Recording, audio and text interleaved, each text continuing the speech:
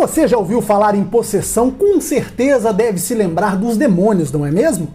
Até porque os filmes e seriados tratam da forma que queremos ver, conforme nossas crenças e cultura. No entanto, a capacidade de tomar seu corpo não é restrita ao cramulhão, ao coisa ruim. Existem os djinns, os chamados gênios. A presença dos gênios é uma constante na cultura pop, mas realmente ficaram famosos com o desenho do Aladim e sua lâmpada. Aliás, quem de nós não gostaria de esfregar uma lâmpada mágica e ter 3 desejos realizados? Por outro lado, tudo o que eu disse se tratam de meias verdades. A começar pelo nome, o correto não é gênio, mas djinns. Nós aqui do Ocidente que adaptamos essa palavra para gênios. Mas por trás dessa figura misteriosa existem uma grande quantidade de mistérios e curiosidades que você jamais imaginou sobre os gênios. E hoje, no Mundo Proibido, vou te mostrar 7 fatos desconhecidos sobre os gênios que vão mudar tudo o que você achou que sabia sobre eles. Mas antes, confira se habilitou o sininho das notificações e se inscreva no canal. Essa é a melhor maneira de apoiar nosso trabalho e nos motivar em continuar desvendando os grandes mistérios da humanidade. Gênios, demônios e possessão. As possessões são algo sobrenatural que tomam conta de um corpo, não é isso? Assim como os demônios, os gênios também possuem essa capacidade, porém eles pertencem a uma outra classe de espíritos. Os demônios nada mais são que anjos que perderam a luz por causa da soberba, quando se negaram a se prostrar diante de Adão, o primeiro homem. O chefe dos demônios então seria Satanás ou Shaitan. Consequentemente, os gênios passaram a ser associados aos demônios, porque assim como a Bíblia, o Alcorão também dava a mesma descrição. Por outro lado, os gênios, de acordo com a cosmologia islâmica, são habitantes de um mundo intermediário, ou seja, eles estão no meio entre o mundo material dos humanos e o imaterial dos anjos e demônios. Existem gênios bons e gênios maus? Para a cosmologia islâmica, existem gênios bons e maus, e em ambos os casos eles teriam acesso ao nosso mundo. Mas é claro, diante disso eles poderiam tanto nos ajudar ou acabar nos infernizando de acordo com sua vontade. Entre os poderes dos gênios estão a capacidade de se apossar do corpo e até conseguir controlar objetos inanimados. Então, nesse sentido, eles poderiam, por exemplo, causar incêndios e até derrubar lâmpadas.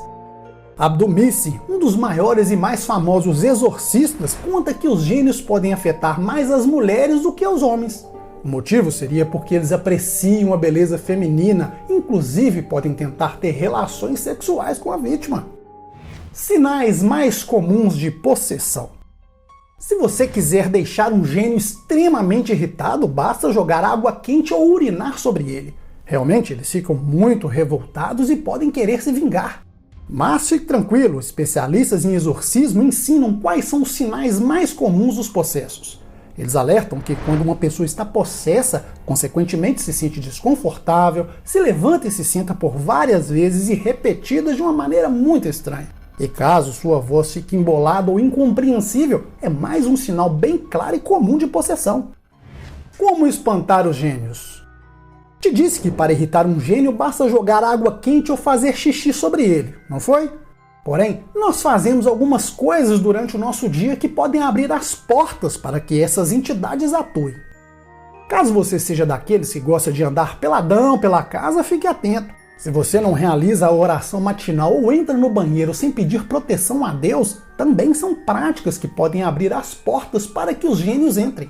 Mas fique tranquilo, caso isso aconteça e algo não saia como previsto, a maneira de se ver livre dessas entidades é ler o versículo 82 do capítulo 17 do Alcorão. Por outro lado, de acordo com o exorcista, para expulsar tanto os gênios quanto os demônios é preciso fazer 3 coisas. Utilizar palavras do próprio Alcorão, recitá-las de forma inteligível e em árabe, ter ciência de que é Deus quem expulsa os entes malignos e não o exorcista. Bem, se fizer isso, expulsará o demônio ou o gênio.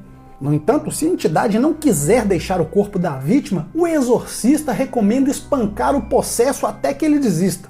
Mas é claro que você não fará isso, porque você é inteligente e assiste ao Mundo Proibido. Tipos de possessão. No Islã, o tipo mais comum de possessão de gênios acontece a mando de um feiticeiro. É o equivalente muçulmano do voodoo haitiano.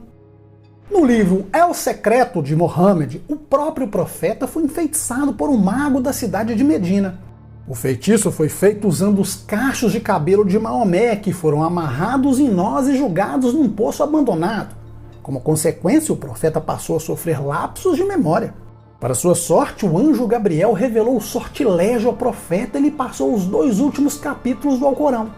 Maomé pediu a seu genro que fosse até o poço, encontrasse os cachos, desatasse os nós um a um, porém ele deveria fazer isso recitando os capítulos do Alcorão. Maomé se libertou do encantamento e, consequentemente, esses capítulos se tornaram uma das principais armas usadas pelos exorcistas. Gênios existem? Essa é uma das questões mais polêmicas. Demônio existe? Anjo existe? Alienígenas existem? De acordo com cientistas e pesquisadores modernos, o exorcismo é visto com ceticismo até no meio islâmico.